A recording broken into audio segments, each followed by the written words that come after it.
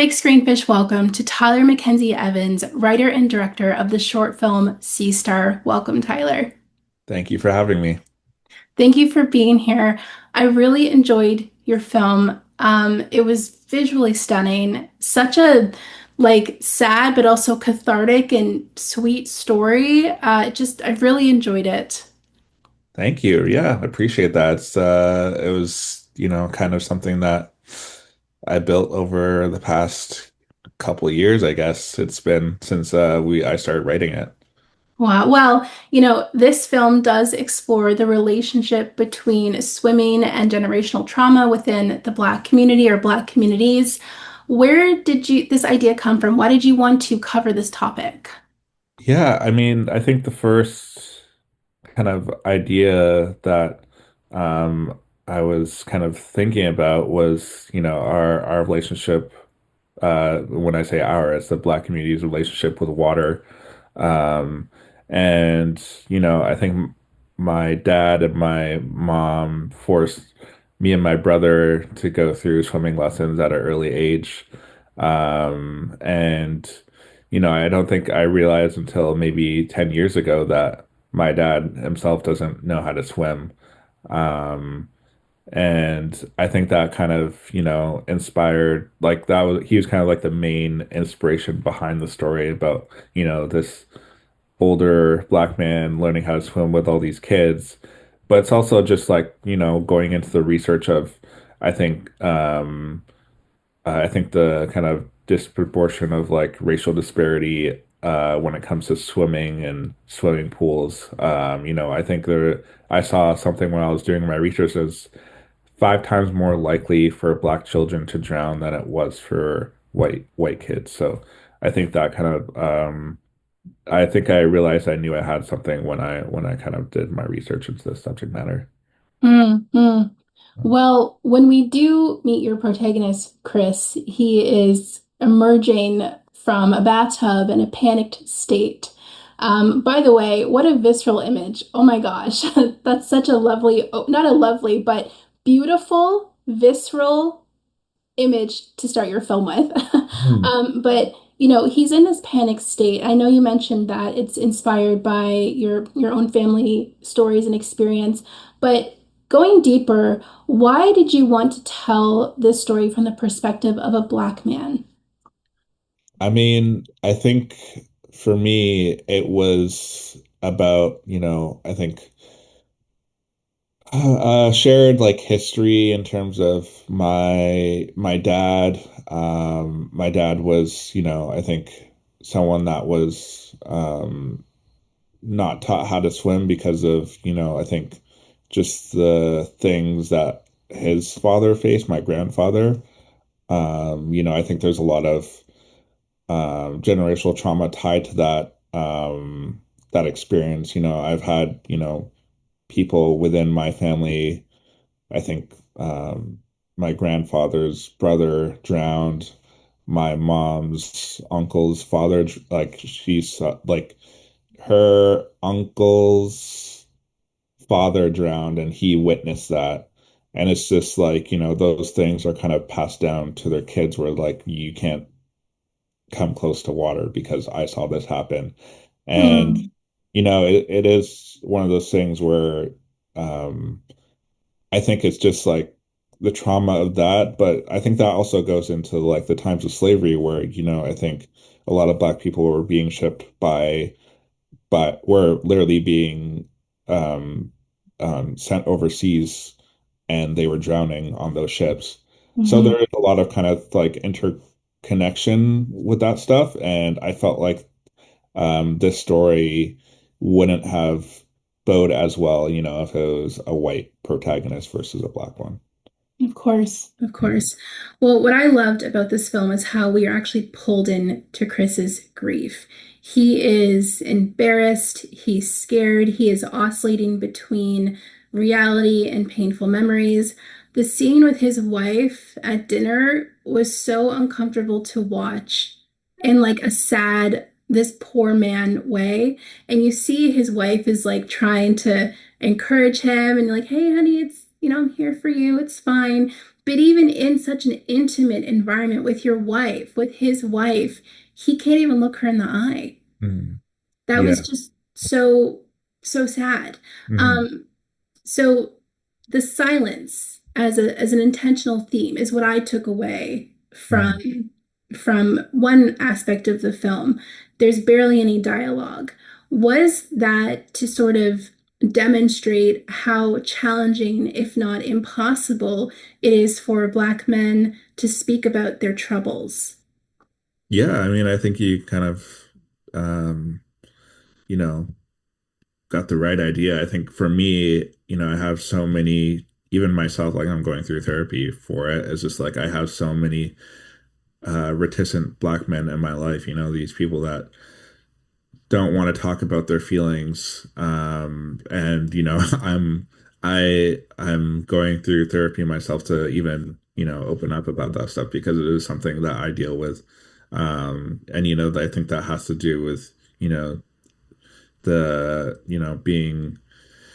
being not only a man but also a black man. It's kind of like if you show emotion, you're weak in some sort of way. And I think Chris, our protagonist, being an older Caribbean black man, I think he was just like the perfect, I think, protagonist in terms of using that silence to say a lot. Because when I was casting, I wasn't sure if I wanted someone that was, like kind of like Canadian or Caribbean. And I think when he walked in, he had this just like this look in his eyes that told like 1,000 stories, and he had a very like melancholic, sad look to in his eyes that I think just worked for the story.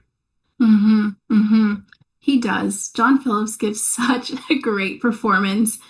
He's Yeah, his incredible. expressions, the micro expressions, his physicality, when he's in the water with the kids, I mean, obviously he's uncomfortable because taking child swimming lessons for that Mm. purpose, but also the way he holds his body, he's just in a state of like freeze. He's in a free state.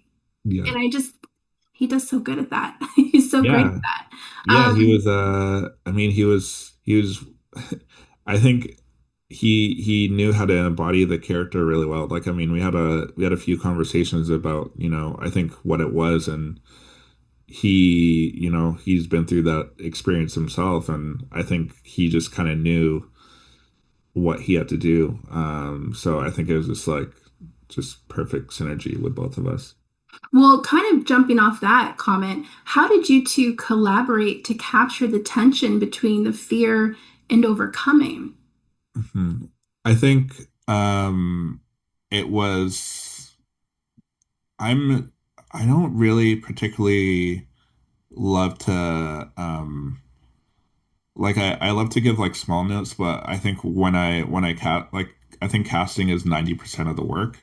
And I think when, I think John and I had those conversations about what the film is about and what I needed from him, it was sort of, you know, um it was sort of off to the races. I think he really brought those little things himself into both the into shooting, and then there's a lot of things he did that I didn't even notice until the edit. So I think for me it was just letting him do what he does, which is he does really well, which is his performance and the tension. Um, but I think a lot of those things had to do with him understanding what the story was and what I needed in that moment, and then also just like I think even just like kind of punctuating those moments in the edit as well. hmm You know, I think my favorite scene from the entire film is actually when he's in the locker room and there's a young black boy there. I really feel like in that moment, we know that this is a man who is desperately trying to face his fear and he's struggling through it. And when that happens, when you're facing trauma, what happens is like you become the child inside you, but Hmm. you're still an adult. So in that scene with the young black boy in the locker room, where he tries to talk to him and say, "Are you okay? Like, how you doing?" I just felt like that was him talking to his younger self, which I think I mean, I don't know, maybe I think in therapy that's called like reparentifying, and it's along those lines. Am I crazy or was that what you were going for? Because that's what I was like, this is so nice. Like, this is Yeah. beautiful. I think this is what's happening. No, yeah, I mean, you totally got it. I mean, for me, it was, I think for me, the kid was supposed to represent a lot of things. I won't go into, the ending of the spoilers of the ending, but I think, that scene and also the ending scene have multiple meanings to it, you know? I think it's both kind of um, representation of his inner child, but it can mean many more things than that. Because, I think it is both about healing his inner child, but also healing the grief that he's dealing with in some way or another. Okay, so let's go back to symbolism and theme for a second. So, water in this film takes on many meanings. It's a place of reckoning, it's healing. For Chris, it's his pain and his shame. How did you balance a deeply personal story with honoring the historical context of Black communities and water? I imagine that would have taken a lot of delicate planning. Um, yeah, I mean, I'm gonna be honest with you. I kind of wrote this story. I think the first draft I wrote in maybe a couple hours.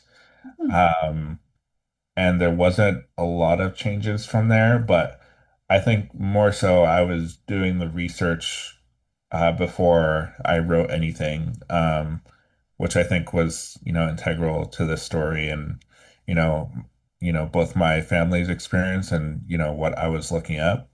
Mhm. Um, but I knew that, I think we have so many images of just like, Black trauma in terms of, death and kind of just like emotionally draining stuff. And I knew I kind of wanted to take more of a delicate, tender approach to this film because, I feel like I think there's a way to film, grief and trauma within the Black community without it being so like on the nose and Mm. so filled with like brutal images. Um, and it was a challenge for myself as well because I've never made a movie with so little dialogue, but it says so much through the visual language. So I think Mm. short films for me has always been uh, an idea that I want to explore and also challenge myself in some sort of way. So I feel like every film that I've made has had its own sets of challenges, and this felt like something where I wanted to make something where I pulled back the layers of dialogue, pulled back, the trauma within the Black community and made it more so in a tender and delicate way. And actually, going back to your comment about not being too heavy-handed, I appreciate that even though this is maybe more of a not more of, but a bit of a commentary on a universal Black experience, we're still taken through a day in the life of this man who's just trying. He's just trying, and he's struggling, and he wants to have this piece of himself healed and restored, and I think that really is the beauty of the Mhm. film from my perspective Yeah. is that we're just experiencing this middle-aged Black man who has decided to help himself and break generational curses. Yeah, I also think it's that, and it's also just like facing, your fears of you know, uh not only water, but I think, as you grow older, you try less things, and I think for him as a character, he's incredibly courageous and brave to even, step foot in the water because, I think a lot of people that age wouldn't do that. Even though my dad doesn't really know how to swim, he did take lessons when he was in his early 50s. I mean, he Mhm. stopped doing them, but he took that step to be able to take those lessons. And I think, that itself incredibly, courageous in a lot of ways. Of course, I agree. And good for your dad. Yeah, yeah, yeah. I want to go back to water for a second. So, continue with the idea that water is a vessel for fear and in healing and overcoming. Can you talk about how you use cinematography and sound design to communicate the duality of that symbolism? Yeah, I mean, I think the for the cinematography, I really took like a kind of, I think almost handheld documentary style feel for the film. I never wanted to feel any like I didn't really want it to feel stylized in any sort of way. I wanted to feel grounded and authentic. I really wanted to put you in the perspective of this man. Um, and we shot it on 16 millimeter because, I think in ways we also wanted to feel like a memory, like a day in the life always feels like a memory, like this is, I would say almost like a Kodak moment for him where he's learning how to swim for the first time.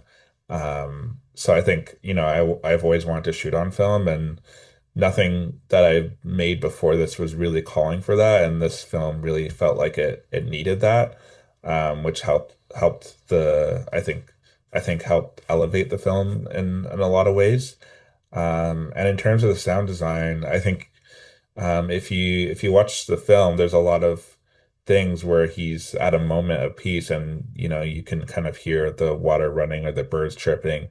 Um, and I feel like that place that he's thinking about is both a place of I think uh, probably for me a lot of trauma and grief, but it's also this place where he goes back to because, it is a place of like healing. And I think the sounds of nature always kind of brings peace to that. It's a kind of contrast of both, things that, brought him a lot of trauma, but also a place a place that's also supposed to be peaceful. That's beautiful. Yeah. My final question for you is if Sea Star is about healing and, breaking silence, what message do you want audiences to walk away from, or how do you want them to be inspired, maybe? Yeah, I mean, I think for me, it's always been about, f facing your fears, um, healing from your grief. I think Sea Star itself, like when I was looking for a title, like Starfish, but Sea Stars interchangeable. Um, if you cut off one of their limbs, they're actually able to kind of regenerate that limb. And that was part of what the film is about, which is about healing. I think, both healing, your inner child and your trauma. So I feel like for me, the film, especially for people, this is a film I think made for myself and the Black community. And I think for them, it's about, taking like facing your fears, taking that first swimming lesson. But I also, for people that I guess are white, I think would, just getting that perspective of like, that this is the stereotype of Black people not being able to how to swim has been the butt of the joke for a while, but I think it's a serious issue that a lot of people don't realize, and I kind of wanted to give them that perspective of that. And it restores integrity Yeah. and your dignity in a way. And I do really believe that there's something so beautiful about showcasing how hard it is to change. Hmm. And you mentioned earlier you're in therapy working on what you need to work on, but I don't think we talk enough about how physically hard it is to change because it's all connected to your nervous system. Hmm. So the level of bravery that John Phillips shows in his character Chris as an actor, but also becoming that character, it resonates in such a I don't know, I feel like a perfect way. I felt it. I felt connected to him at Hmm. least. And Yeah, it's beautiful. And also your comment about, kind of like confronting the stereotypes, those that harm Black people about not being able to swim. It's important to know our history and how it collectively affects us, whether you're a perpetrator of that stereotype or someone who carries it. So I just really want to thank you for such a wonderful film and contribution to Black storytelling. Thank Thank you you so so much. much for talking to us today. Appreciate it. Thank you so much. This was a great, great, great interview, honestly. Oh, good. Yeah. I'm glad you feel that way. I'm Yeah, so yeah. glad that I could talk to you about this. So, on that note, have a lovely day. Thank you. Thank you so much. Bye. Bye.